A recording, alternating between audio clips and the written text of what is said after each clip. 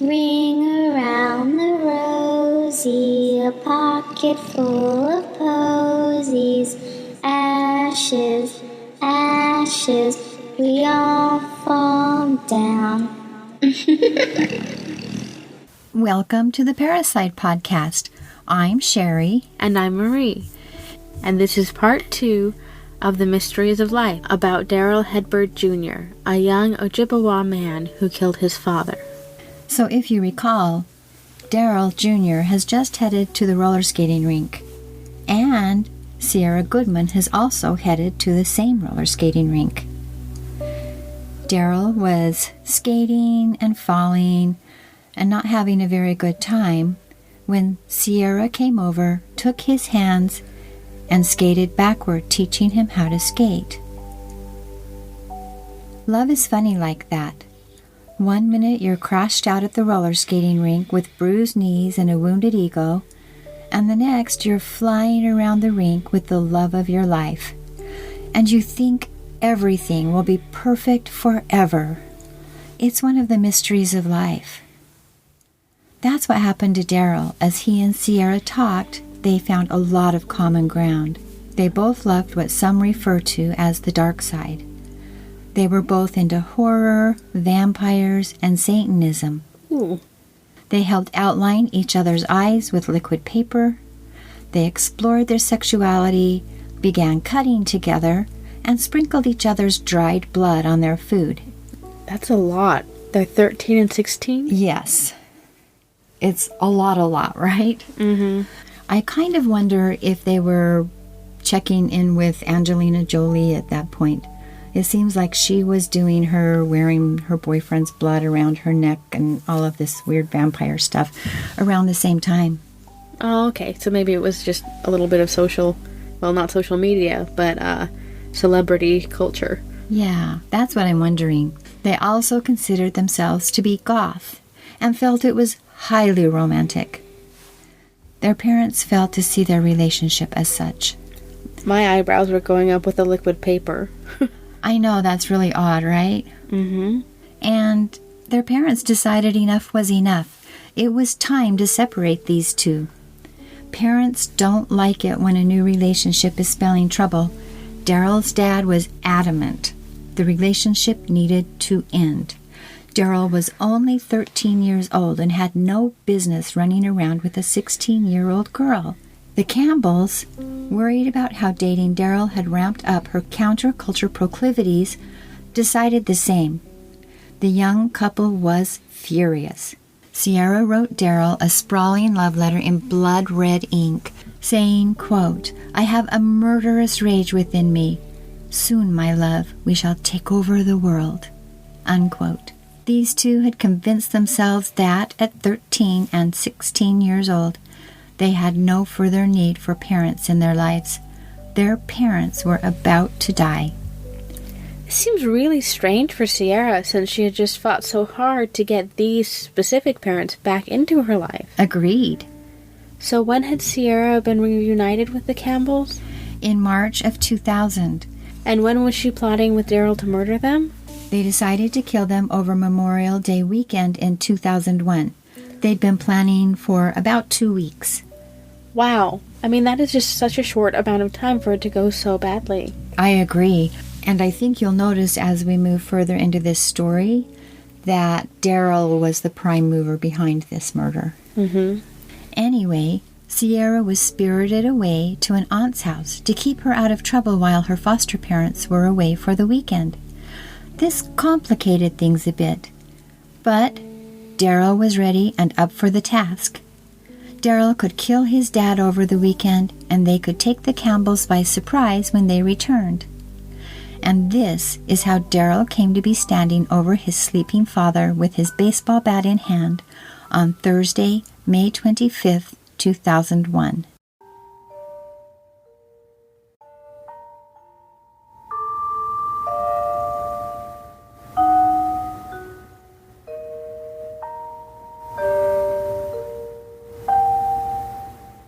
On Friday, May 26th, Darryl Jr. felt a shiver of both terror and self-satisfaction when his father told him of the dream he'd had the night before.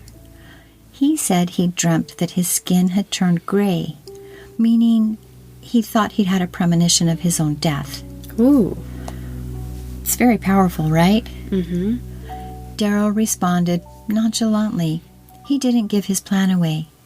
We don't know how his dad reacted when he found the dog with its head bashed in, or what he was thinking as he watched his 13-year-old son jump on his bike and head down the road to visit a friend later that day.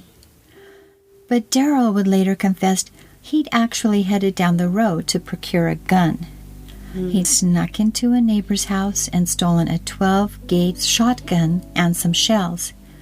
He decided it would be too difficult to kill his dad the way he'd killed his dog. Isn't it interesting how many of these kids are stopped from murder because they decide their method is too difficult? Mm-hmm. But this didn't stop Darryl. No, he found another method. It's just interesting how many of them think it's going to be easier to kill a person than it is. Absolutely. In his confession, Darryl narrated how he crept into his sleeping father's room once again the evening of the 28th. He carefully monitored his father's slow breaths to ensure he was sleeping as Darryl Jr. carefully placed the gun near his father's head and pulled the trigger. The flash of the shot briefly lit his father's face, and it was done. His father was dead.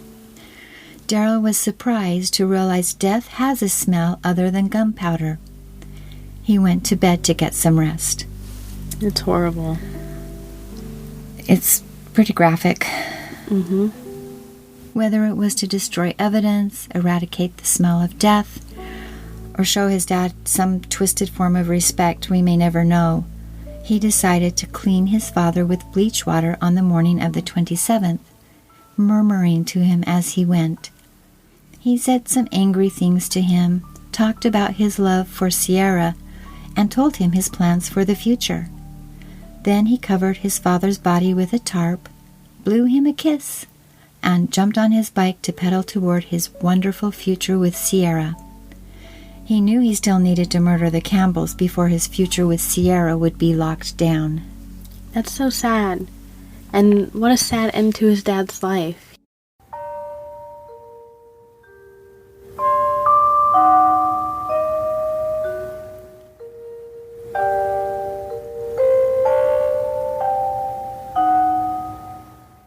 Darryl headed over to the Campbell's house. He needed to find Sierra. He knew Sierra wasn't home, but perhaps he could find some clues as to her whereabouts while he found a place to hide the shotgun in preparation for killing the Campbells. He ran into the Campbells' older son, David Gooch, who had come to check on the house and was surprised to see Darryl there. He told David he was looking for Sierra, and David wound up giving him a ride back to his dad's house. David said he was getting some really bad vibes as he steered his car down the winding road toward the Headbird residence. A sullen Darryl Jr. asked him if he was going to tell him where Sierra was. No. Then he asked David if he would give him Sierra's phone number. No. As they pulled up to the darkened residence, Darryl Jr. sighed and said, "Well, I guess you're wanting to come in and talk to my dad about this." David had what might have been a premonition. He isn't sure, but he declined, saying he needed to get going, which is good, because Darryl Jr. had decided to try to lure him into the house so he could kill him too, so he wouldn't get in trouble for being at the Campbell's house when he wasn't supposed to be. Sierra ran away from her aunt's home that night to meet up with Darryl. They spent the night together at the Campbell's house. Well, some reports say Sierra met up with him on Monday morning, but the items she had with her and the conversations they claim to have had support them meeting up Sunday evening. They had several conversations about their plans, and Sierra convinced Darryl that the Campbells didn't need to die. It would be easier to just run away before the Campbells returned home that day and never look back. So maybe she did care about them a little bit. I think she cared about them a lot, and as you'll see as we go even further into this, she sounds kind of reluctant to have their lives ended. Yeah, it sounds like she, based on her past behavior, loved them. I think she still does, to be honest. Sierra packed her cutting razor, a stuffed devil toy, and her favorite dress, a red and black gown complete with a flowing cape. The morning of the 28th found them walking to Darryl's house so he could show her his trophy and pack a few things for himself. Then they walked into the sunset together, heading in the direction of Cass Lake. But their future, predictably, was not meant to be. Jean and Carol had returned home and realized Sierra was gone, and because they loved this girl fiercely, they set out to find her, driving separately. Not sure where to begin, they headed down the highway and they spotted the couple walking down the road not far from the Headbird property. The Campbells exited their respective cars and walked toward the teens, demanding Sierra return home with them. Darryl Jr. gave Sierra a hug. Well, it appeared to be a hug, but he was slipping a knife into her hand and whispering specific instructions into her ear. He'd take out Jean, and she needed to take out Carol. He stepped away from Sierra just as Jean came within reach of her, Carol following close behind. As Jean approached Sierra, Darryl stepped behind him and quickly thrust his knife into Jean's neck, slicing through the carotid artery. Oh, that's horrible. And Jean, knowing he had seconds to live, began relying on his days as a military medic, which he's very lucky he had. He reached through the pain and pinched that artery closed, saying, "Darryl, you don't have to do this." He was intent on remaining alive and protecting Carol. "Run, Carol, run!" he screamed, as Sierra stood frozen in place, either unwilling or unable to stab her foster mother. That's so sad. Beyond sad, don't you think? But Carol did exactly that. She ran. And Darryl was after her in a flash. He caught up to her, and with a grin on his face, he stabbed her twice, the second strike severing her spinal cord and instantly paralyzing her from the chest down. She fell to the pavement, shouting, "I can't move!" Jean rammed his body into Darryl's and fell on top of Carol to protect her from further injury. He was pretty sure they were both going to die tonight. But fate was on their side. A car was approaching from the opposite direction. Thinking quickly, Jean shouted for Darryl to get out of there, or surely he'd be caught. I can't believe the presence of mind this man had. I think that being a medic in the military probably gave him some very specific strategic planning skills. And he's an amazing man, don't you think? Anyway, both Darryl and Sierra ran for Jean's truck and took off, Sierra at the wheel. The approaching car stopped, and the Campbells were rushed to the hospital. The young couple was found and arrested 75 miles east of town later that evening as they tried to thumb a ride out of town. Well, of course they got caught, but that was such quick thinking on Jean's part. I am always amazed at how cool-headed he was. And that literally saved their lives. It was touch and go for Jean for a while. He had to have at least 3 surgeries before he was out of the woods, and Carol would be in a wheelchair for the rest of her life. That's devastating. How did Jean and Carol feel about Sierra after these attempted murders and her running away with Darryl? It surprised me she left with him, did it you? It didn't seem like she was really interested in killing her parents, and he looked like he'd killed them at the time that she ran away with him.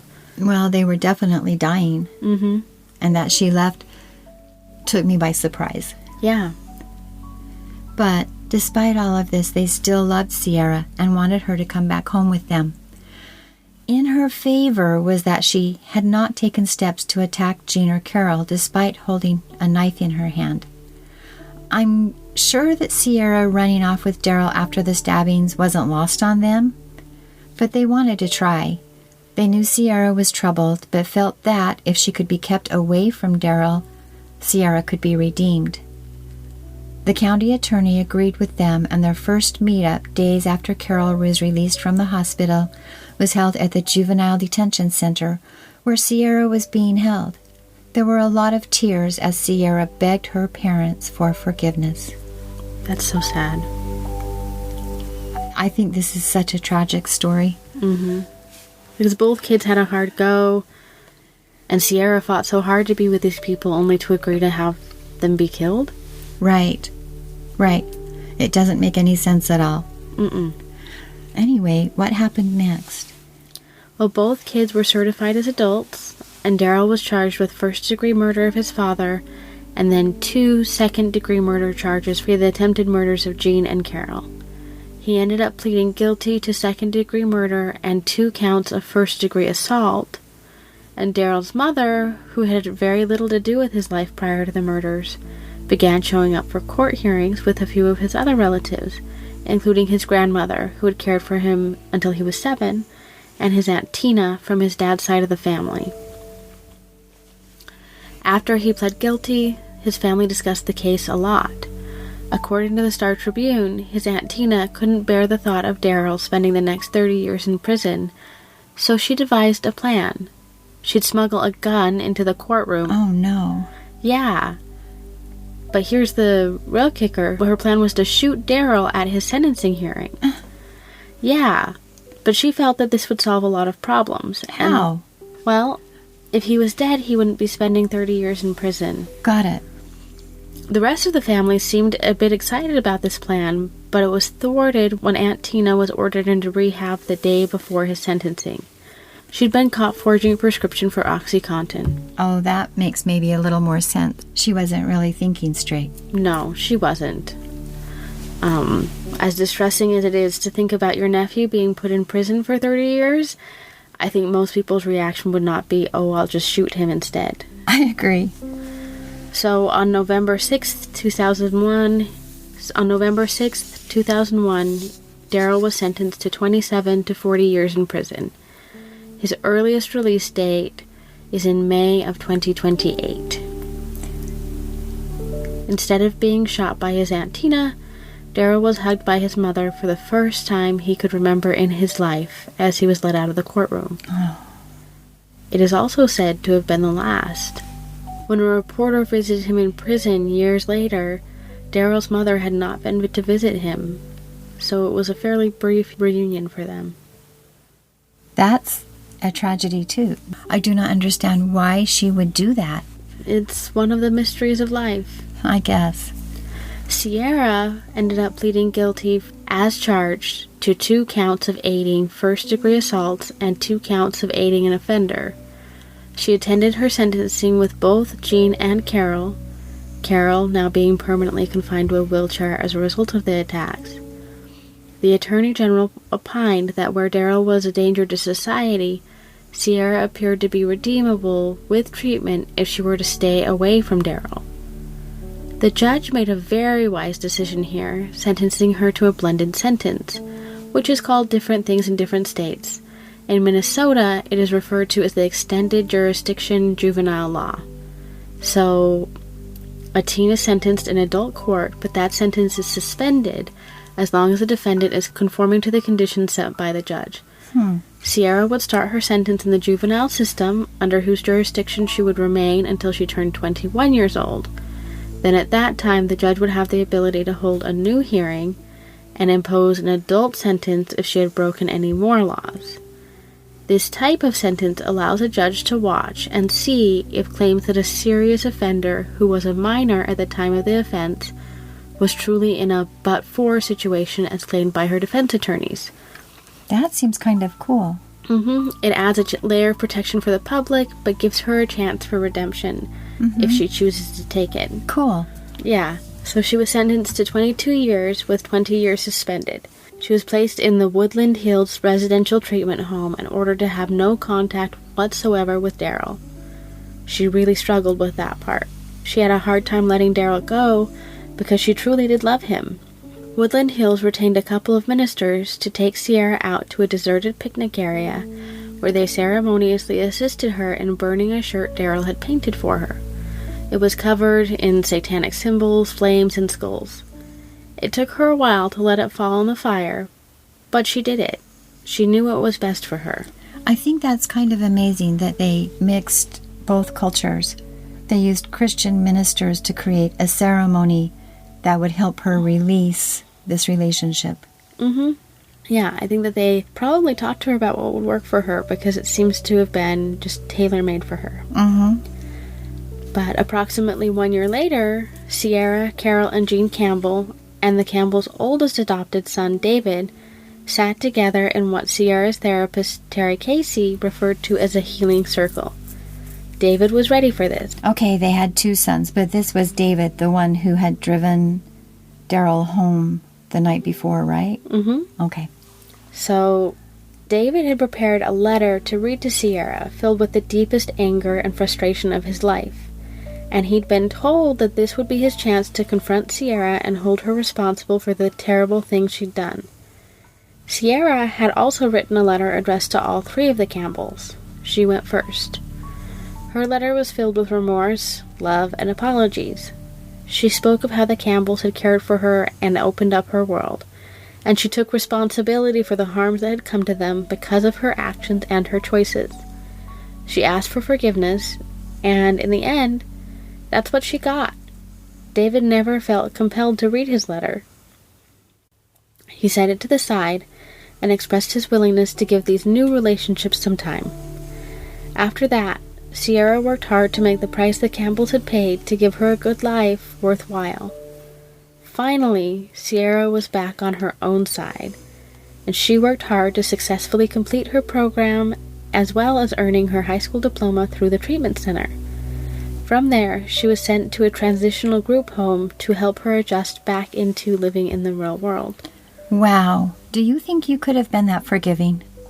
I don't know. I think it would be very hard. Because remember, he was also adopted.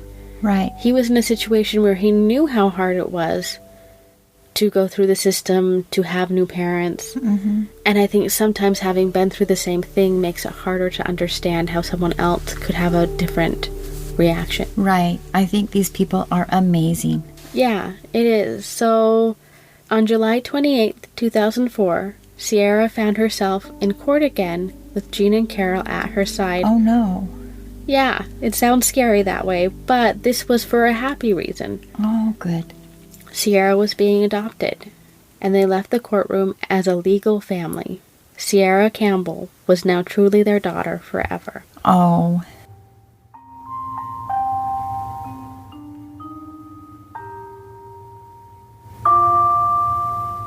Wait, I have a couple of questions. Do you know if the Attorney General was right? Did she end up doing okay long term? Well, I don't want to put a lot about grown-up Sierra out there, but it appears the Attorney General was correct. She grew up from young adulthood to complete adulthood with her new parents, earned her bachelor's degree, and eventually a master's degree. She may have married a couple of times and is currently married to a man who seems to be a good fit. She has been eclectic, carefully selecting from her past and present family, blending her Ojibwa and white cultures and family to make herself into a woman who makes her parents proud and herself happy and stable. Nice. Mm-hmm. And do you remember the story about baby Veronica? Mm-hmm. Sierra actually teamed up with her past nemesis, that attorney who kept her away from her family, Mm-hmm. to advocate for the adoption of baby Veronica to be ruled valid. Wow. Yeah, so a bit of activism, too. Mm-hmm.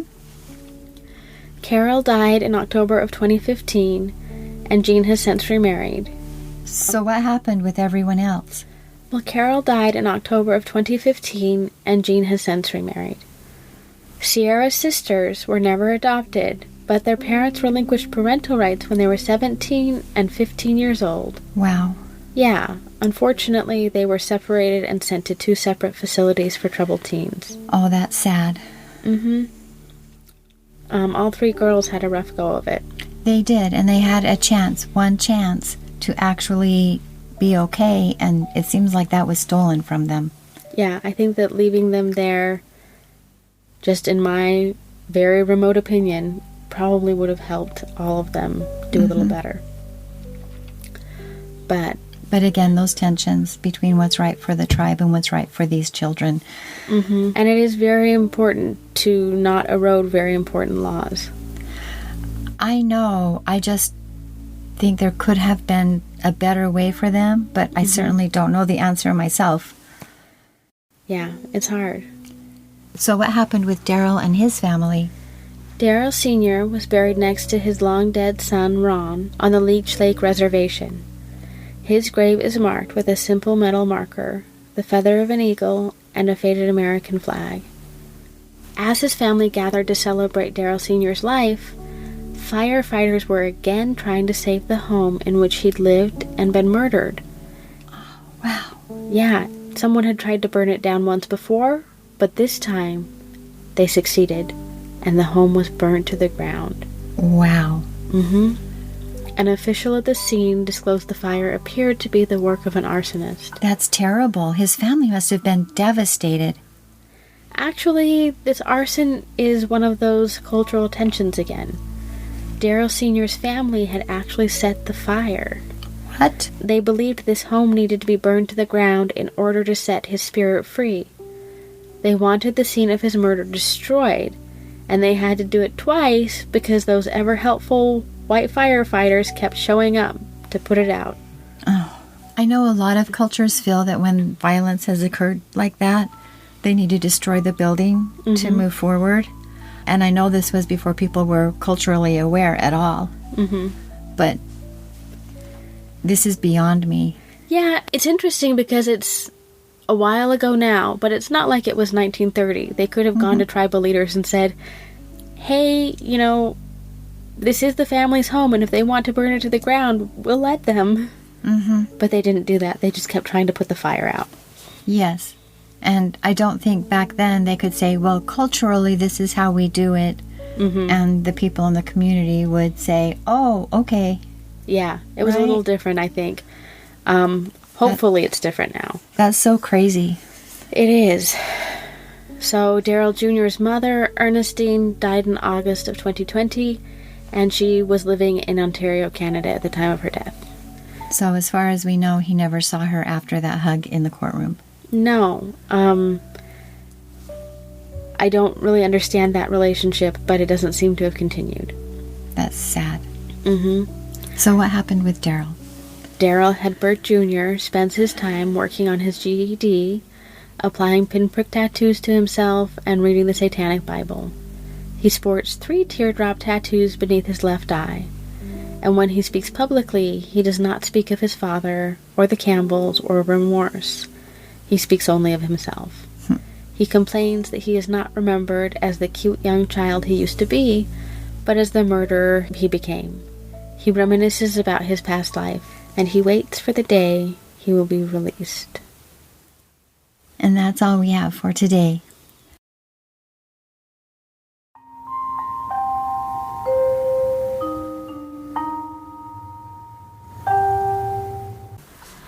We would like to thank a few people, starting with Christina Rose, who penned an excellent article which succinctly describes the issues and problems that went along with the Campbells' attempt to adopt all 3 girls.